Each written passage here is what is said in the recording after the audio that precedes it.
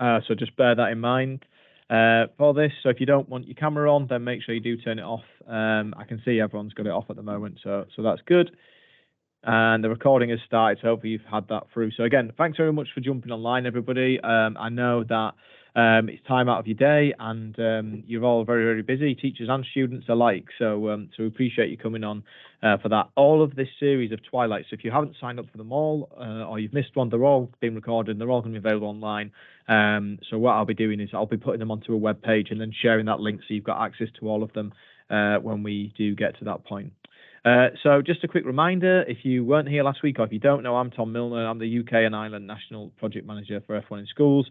So all the events that you guys will be coming to up and down the country, I'll be there with my colleagues Nelson and Amy and Oscar and a few other people.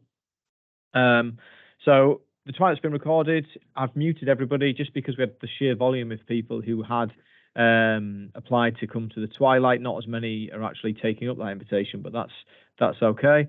And people probably will join as we're going through the Twilight. If you do have any questions, please can you put those in the chat at any point, and I'll address them at the end of the session. So I'm hoping to finish all the content, everything by past, and then I'll quickly answer any questions at the end if you can stay on if you've asked one. So put those in the chat, and Amy's going to collate all them for me to be able to answer at the end. Remember, the information is Twilight is UK specific, so we have had plenty of people sign up from around the world to these Twilights, which is great. But there's different nuances around the world, so please just make sure you ask your ICC or in-country coordinator if you've got a specific question if you're not in the UK or Ireland. And I'm not going to be taking questions or queries on anyone's scoring or judging performances in previous events. If you do have those, you can, as always, email into F1 in Schools with those separately. That's absolutely fine, and we'll deal with those. But just for today, we won't be answering those questions. It's more around what is the scorecard and giving some examples kind of linked to that from that point of view. So I'm going to be playing a quick video for you because we're talking about enterprise portfolio today. There's just a really nice short video that we've got online, but when I do share this PowerPoint around, you'll obviously have access to that. But it's just chatting around the Project Management Institute and what they do to support us. And most parts of the project management element of the project are in the enterprise portfolio for points. So I'm just going to share this video now. So have a quick watch of this, and then we'll come back and we'll get on with the example enterprise portfolio, and also get on with looking at the scorecards. So hope you enjoy.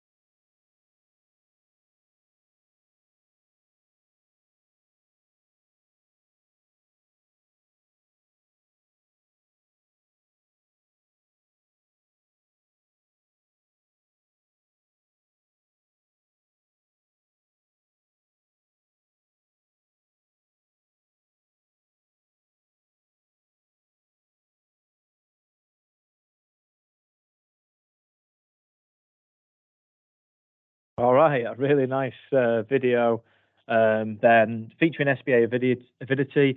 It's just important to note, yeah, they were at the World Finals there, but they went for every step to get there. So they will have gone to a regional final in the York STEM Centre for Yorkshire and Humber. Then they will have been at the UK National Final, and then obviously on to the World Final. So, project management and enterprise plays a part in each area of the competition. So it's easily overlooked, I think, by lots of teams. So it's really important, this portfolio, that you do bring some of those project management principles into your portfolio. And we have a project management guidebook that I'll talk about a little bit later that you can download as a teacher or as a student to be able to digest some of the information. Just look for some of the key tools that you might want to use, and I'll show you some of those in the example portfolio for today as well. Just a quick reminder again, if you weren't here last week, we do use Turnitin. So basically, Turnitin is used to check potential plagiarism. So all of our portfolios are sent for nationals and for worlds, and they're inputted into Turnitin. So anytime we put new portfolios, it scans them and checks them and lets us know if there has been any plagiarism, if any team has copied other people's work. So it's really important that you don't copy people's work, but it's important that you network and share ideas with each other, but be as creative as possible. So just to make you aware of that we do use Turnitin for national and world final competitions, including the portfolio that I'm showing you tonight. Okay, so enterprise portfolio. So what do you actually have to do then? So entry class, if anyone here has taken part in entry class, there's no enterprise part of your portfolio. My suggestion here would be that you could build in some of these principles, if you're an entry class team, into your pit display, which again is optional, and allow you to show off some of the ways that you have been able to enterprise in the in your journey for F1 in schools. Now, development class, professional class teams, it's similar to the design engineering portfolio.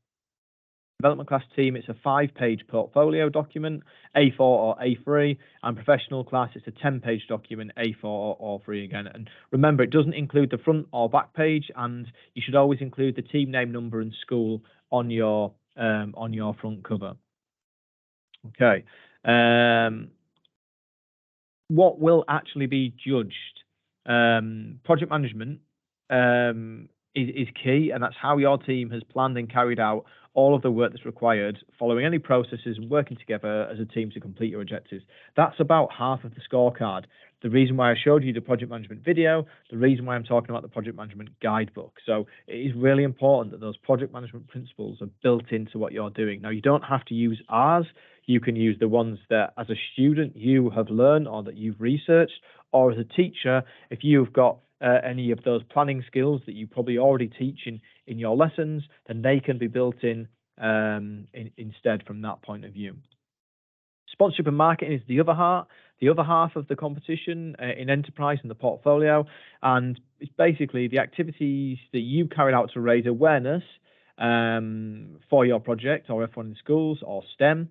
Any support that you've done that's a part of that in terms of your marketing, etc., and then any finance to help your team function in terms of completing the actual project. Now, it's really important to remember that basically it's not a money raising competition. It's not who raises the most money. I'll get onto that a little bit later, okay? But please get that myth dispelled from your minds immediately. That is not what it's about. And often people say, oh, it's all about raising the most money. Some people raised thousands of pounds. We hardly raised any. It's not about that. It's about how you enterprise with local organizations in your local area or with global companies, if that's some way that you have an entrance to get into to help and support you. So it's not a money raising competition. And as I mentioned before, there is our project management guidebook, and you can download that from the F1 in Schools UK website.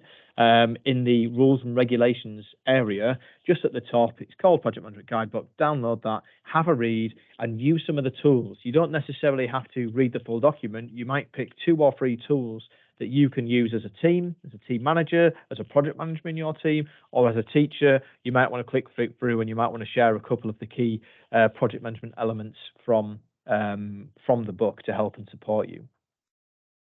So moving on swiftly to the scorecard. Time flies on these. We're 15 minutes in already. In terms of no entry class, remember. So this is the project management half. So the scorecard is actually two halves, this one and this one. So the project management section is 160 points long for both Dev and Pro. And as I mentioned, 5 pages for Dev, 5 for Pro. And you can do it on A4 or A3. Obviously, if you do it on A3, you get more space to include more content, development teams. Maybe that's something you want to do if you've got a lot of content to cover from that point of view. So the first section, scoping and project schedules. Again, the project management guidebook has got loads of hints and tips to help with that. But simply Gantt charts and planning and documenting your meetings is an easy way of being able to do that. And you can see that in the different bands we've got. Roles and responsibilities should do itself, in the sense that you're choosing who's doing which job role and why, and also how you work together within your F1 in Schools journey. And teachers, you might want to allocate job roles if you want to help and support and guide the students where their strengths are in terms of how they're going to complete this project. There's obviously the budget and risk management that you need to build into your project. Now, again, budgets don't have to be massive here. It's not about that. What the judges are trying to see is, have you thought about budgeting? Even if you're working with £100 versus working with £1,000, what are you doing within the constraints of your budget? How are you working to that budget? If you need more of a budget to help you buy some uniforms, for example, what are you doing to go out and to try and collect some of that money in terms of fundraising? And it doesn't matter whether you got the fundraising or didn't get the fundraising. What is important, the journey that you went on to collect that fundraising, that sponsorship. Did you email out cold emails? Did you cold call people? Did you try and ask the school for a survey to find out what everyone's parents do, so you can start knocking on their doors and get the parents to help in the local school community? Did you ask all the teachers what they do, or what their partners do, or their family members do? You know, there's tons of different ways and ins and outs, and you'd be surprised, because you're all in schools with over 1,000 people. Some of you will have 2,000 people in your schools. There's tons of avenues, probably a lot closer to home than you think, in order to collect a little bit of sponsorship money. And one little tip that I always do as an ex-teacher is just do a bake sale, or get on your laser cut and laser cut out some Christmas decorations and sell them in school. That's a really easy way of raising £50 probably. So give that a go. In terms of communication, monitoring and controlling, again, this is how you communicate and monitor and control what you're doing through your project. And there's stuff in the project management guidebook. All the scorecard is written against the project management guidebook to help you and your teams and your students to develop those skills. Okay. Second half of the scorecard is, sorry, I said that this was worth 160 points. It's worth 80 points, exactly half of the total 160 points. And the second half here is worth 80, one half of the 160. So this is where you get the creative section. You've got the marketing, the sponsorship, and the digital media area of each of the parts of your portfolio. And again, a little bit like last week, there's also the document presentation. So trying to have a professionally organized portfolio, spelling things, spell checking, making it clear and concise, fitting your brand is really, really easy to get into the top band there and to get as many marks as possible. So really do consider your portfolios, make it link up with your design engineering and your pit displays and your engineering drawings and your renders. Make sure you've got a nice flow through all of them so you can access the most amount of marks possible in your presentation. If your fonts are too small or hard to read, then obviously that's going to be a little bit difficult for the judges, and that's probably going to make your mark drop down a little bit from that point of view. Okay, so again, there's tons of stuff you can do here, and marketing is massive. You'll probably do tons of marketing, so it's about trying to pick the right things for your portfolio to showcase what you're doing. But I suppose now's a good point to remember that you will present your portfolio to the judges, but you'll also have a chance to for them to ask questions and for you to share more information. So even if you don't put something in your portfolio, make sure you remember it, make sure it's on your pit display, make sure you can talk around it when you have that interview and that conversation with your judge at your pit display. Okay. In terms of sponsorship, as I said, it is not a money competition. This is around, can you collect some sponsorship, or what is the journey that you undertake to try and collect some sponsors, and even putting a plan together to show what the investors would get. It's called the ROI, return on investment. So if they're going to give you £100, what exposure do they get and why do they get it? So tons of bits and pieces there for you guys to pick up. And again, hopefully you'll see that in the example portfolio I've got to show you. Finally, digital media.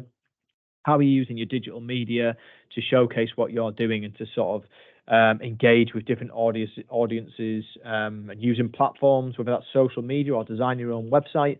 There's tons of different ways that you'll be able to do that and sort of interact with people. So it's just giving you ideas on what other things you can do in your portfolio on there. Okay, so the slides are still moving. I've just moved it along now onto that one. Let us know if the slides have stopped moving, but I'm hoping they are.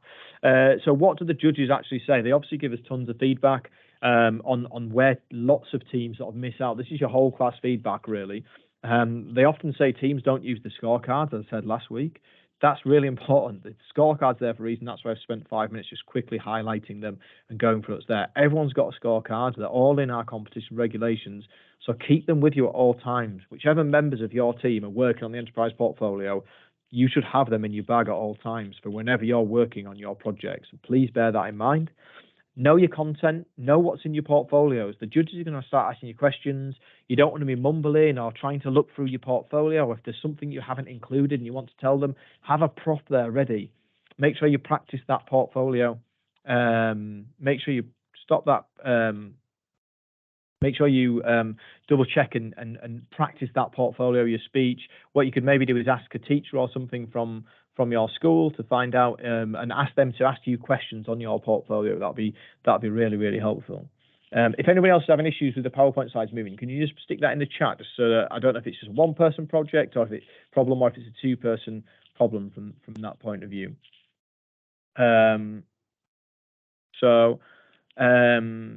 It's not a money-raising contest. I don't need to go over that again. Use the project management guidebook, they always say. Again, I don't need to go over that again.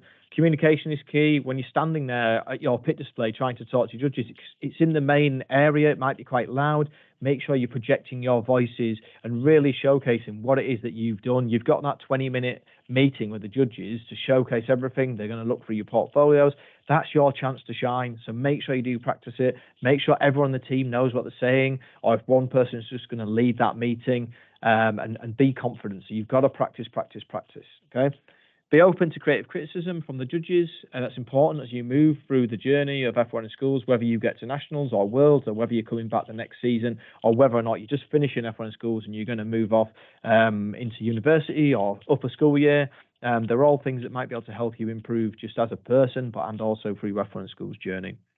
And use that feedback. It's really key. We try and give you as good feedback as we can. But, it's not always the best, to be honest. It's really difficult to get lots of written feedback and give it back, but we do our best. So use that and ask questions about it. Try and get the judges' names and link in with them on LinkedIn if you have to, because then you might be able to ask them questions to them directly. So just don't be afraid to ask the questions to find out more about your feedback. All right, so we have got 8 minutes left and we're on to the example work. So hopefully I'm going to get through it in time. Just want to say massive thank you to Imperium. They allowed us to use their enterprise portfolio, and actually they're now called Nightingale, and this team came third at the World Finals in Singapore this year. So this is their regional finals one from 2 years ago, so it's not the one that they took up to the World Finals, but they did a great job. So massive thank you to Imperium and allowing us to see the work that they've got. Obviously, you're going to see each of the pages. I'm going to be sharing this PowerPoint, so you don't need to screen grab or anything like that. It's all there, but remember, it's in Turnitin. Okay, so just bear that in mind. But it's nice to see the kind of examples that they've got.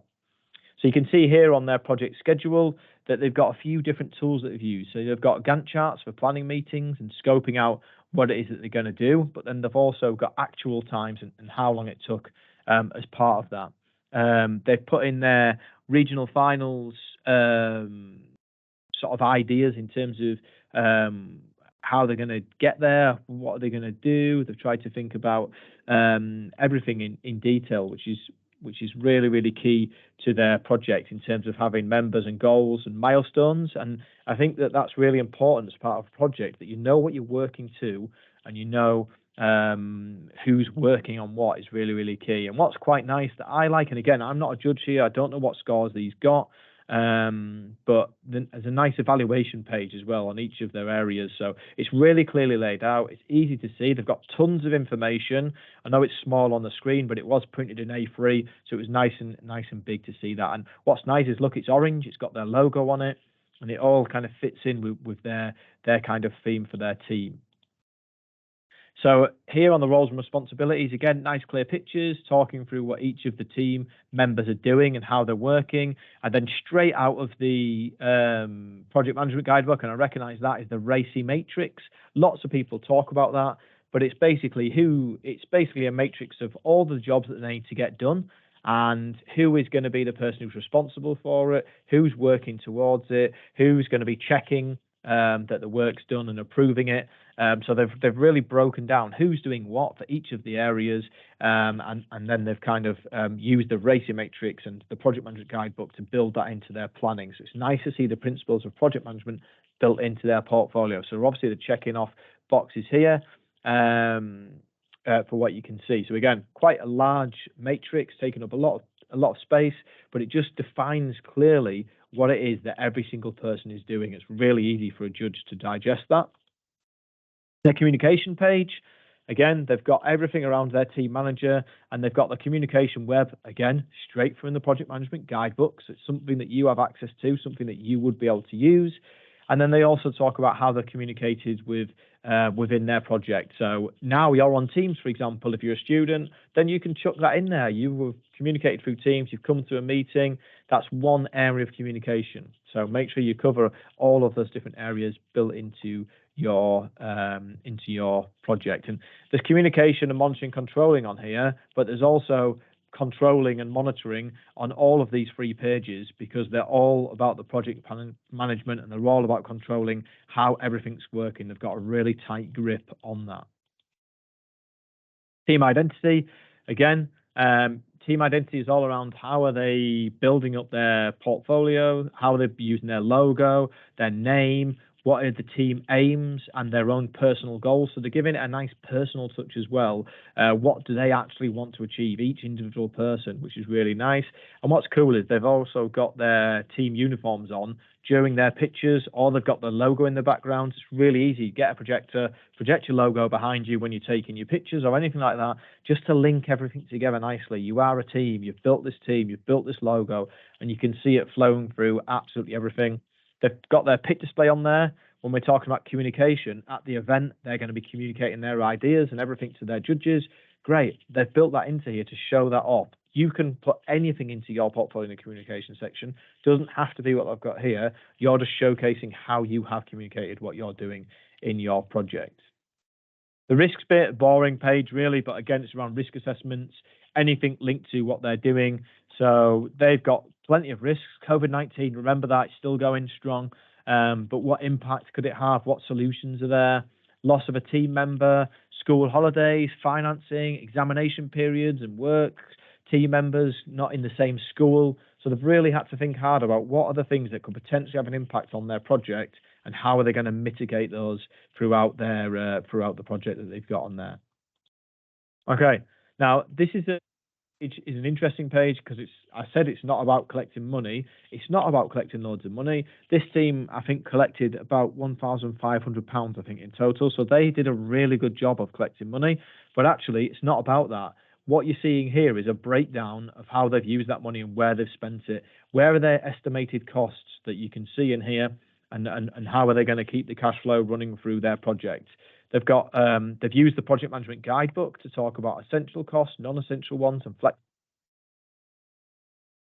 in the school, or go to a business studies teacher. If you're a teacher, link up with the business studies department, or as I said, the business management area, or if you're lucky enough to be in a multi-academy trust or not, then go and find whoever's in that business structure to help and support your students with what's going on in this section here. But break everything down, showcase what you're doing, even if it is just estimated costs that you're going to build into the project. Okay, plowing through this now. I am late, I'm sorry, in the 2 minutes we've got 4 more pages to go. Marketing speaks for itself. Okay, what are your colours? What kind of projects have you got that are linked to it, and where's your branding going to be, and how you're building that into everything that you're doing? So they had cards, for example, made. They had masks made when we all had to wear those as mandatory. They've got their team uniforms. Anything you can think of, you can stick it into this section from a branding point of view. Talk about your colours, why you chose them colours. Is there any colour theory behind that, or is it basically just your favourite colour? But why have you chosen that? And then what's quite nice is they've got a little project, a perfume project. So quite often on pit displays, teams give stuff out. So they've made their own scent, 3D printed a little holder for the outside of it, and they've been giving those out at events. I think they're still giving them out at the World Finals this year round as well. So something that's stuck with them as they've gone through it. I'm not saying go and make your own scent, but you might want to think about, from a branding point of view, a mini project within, and that's showing enterprise. They're using that as a different way to market what they're doing. So they're showcasing themselves as Imperium or Nightingale when they moved on in their branding development and journey, what they did for that. So again, it's completely up to you what you do in there, but it's quite a nice way of doing that. And teachers, if you're in here, maybe you can help and support the students, encourage them to come up with a little additional project to showcase that element of enterprise in their work. Sponsorship and return on investment, which I talked about. Again, this is in the project management guidebook, but you can see here this ROI section. Basically, how much money do they want to collect at each level, and then what is the return investment for each of their sponsors? Now, you're looking there at a £10,000 platinum sponsor. That's because they had ambitions to go to a World Finals where they needed to collect a lot of money in order to fund that trip. But even £500 is a large amount of money. My suggestion is that you come up with some kind of matrix for return on investment for lower amounts, especially at regional finals. Let's say a £20 investment, a £50 investment, a £75 investment, and a £100 investment. Brilliant. That's going to showcase what you're doing. It's going to showcase how you're going to give back on return investment. For example, a logo on a t-shirt, a logo on a car, a logo on a website, 10 social media posts, whatever it is that you want to do with a local organization or company, for whoever you can get you to give you some funding is great. But remember, the judges are looking at this. What did they do? What was their plan? How did they plan on collecting sponsorship? They didn't look in their bank balance and see if they had any money. What they're looking is, how did they go around it? How did they use the project management principles to get to this point? And that's what's really key, and why I keep reiterating, it's not a money-making project. It's about what do you do? How do you enterprise in that way moving forward? So please bear that in mind. It's not about money. Even when you're looking at this here with a £10,000 there, it's not about that. So again, I don't think I can say that enough. It's not about how much money you raise. Okay, 2 more pages, as quick as I can. If you do have questions, stick them in the chat. But remember, I'm going to share this video afterwards, and I'm going to share the PowerPoint resource for you as well. Digital media, again, this is who are they targeting? Where are they going to post? So they've even looked into that, right? When do their posts get the most reactions from people who they post to? So you can see a little graph there showing timings and days for when they get the most interactivity with their different media posts. Great. That's enterprise. They're showcasing, they're really thinking about how can they reach the most people possible through their social media or through their website. And you can see in terms of engagement, they got asking questions. They also thought about what content they post, what do people like, what do they retweet the most, do they use stories, all those bits and pieces that I'm sure all the students know way more about than I do, certainly. But use that and tap into that and have fun with it. But remember, you need to be above 13 years old for social media, and obviously use it responsibly. But there's a massive network of F1 in schools teams.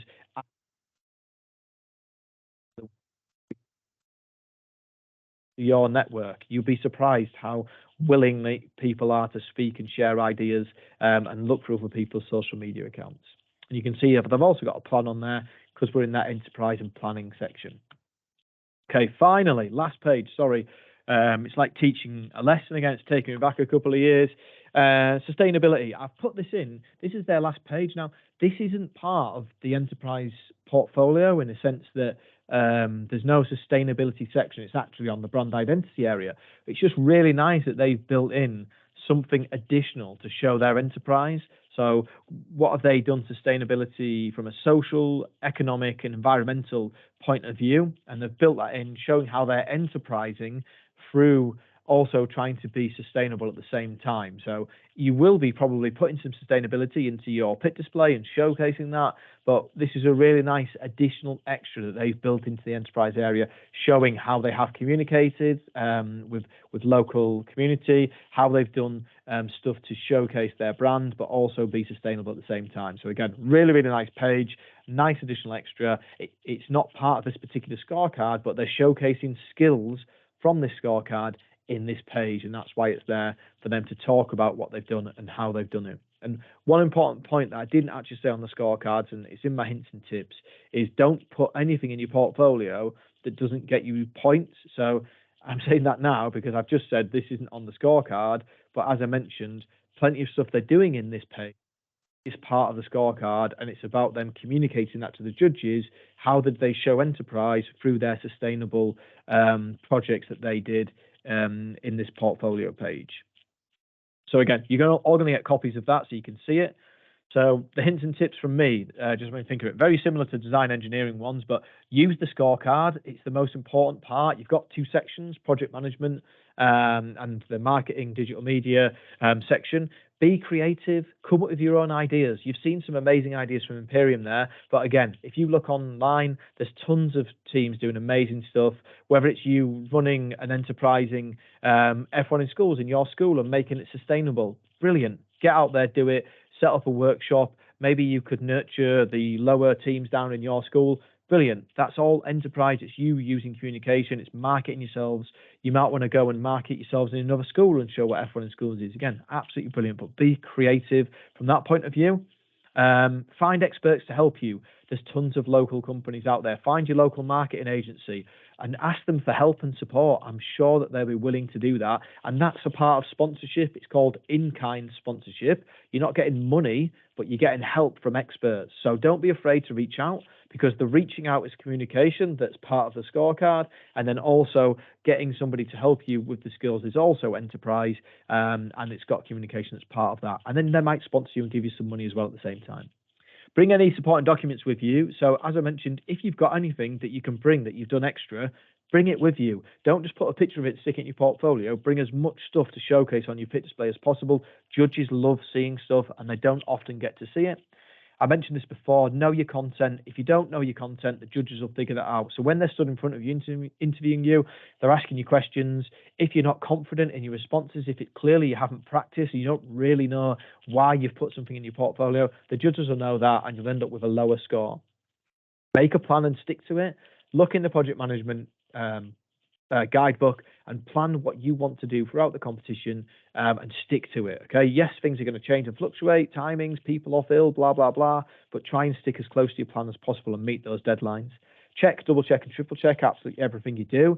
Don't include anything that's not going to score you any points, because you won't get points for that. We tell the judges only give scores for things that are included on the scorecard, and the skills that are sort of part of that. Be open to sharing your networks. If you're out on social media, share what you're doing with people. Be open to share, because you find that people are willing to share back with you. And that's part of the problem we have with sharing people's portfolios. People are not always happy to share them. So like last week, we had CHS Lightning. This week, we've got Imperium. That's people open to share their work with others, for the benefit of other students and also the competition. And make sure you network with the other competing teams and judges and businesses. At all of our events, regional, national, world events, there's tons of people. So bring some cards, whatever it is that you've got, network with everybody. Be open to talking to anybody. Be confident, approach people, find out who they are, what job to do, because you never know how they could help you in the competition or in a future job opportunity further down the line. So please be open. And lots of our judges are industry professionals, not necessarily from Formula One, but people who have come out of their job for the day to come and support you guys by being a judge. So make sure you do network with them. That's really, really important. Okay, just going to have a quick check, see if there are any questions. There haven't been any. I'll stay online for another 10 minutes after if anyone wants to write a question in the chat box, and I can answer that for you. I'm rushing because I've gone 8 minutes over, so I do apologise for that. But just a reminder that next week is a verbal presentation. It's a little bit more difficult to give an example, but I'm going to try and find a recorded verbal presentation if I can and just showcase that. If not, hopefully I'll have somebody's slides to kind of go through, but I'll be certainly talking through my hints and tips. I'll also be getting some hints and tips from a judge, and talking through the scorecards, what to do, what not to do, how to prepare, and what to include in that area. So if you haven't signed up, sign up with the same link that you signed up for this one. If you have signed up, great. I'll see you next week. So thank you very much for your time. Apologies again that I've gone over by 10 minutes. If you want to ask any questions, stick them in the chat and I'll be able to answer them now. Or if you think of any questions later, just drop us an email, tmilner@f1schools.co.uk. Other than that, hope you have a fantastic evening and I'll see you at next week's Twilight session. Thank you very much, guys.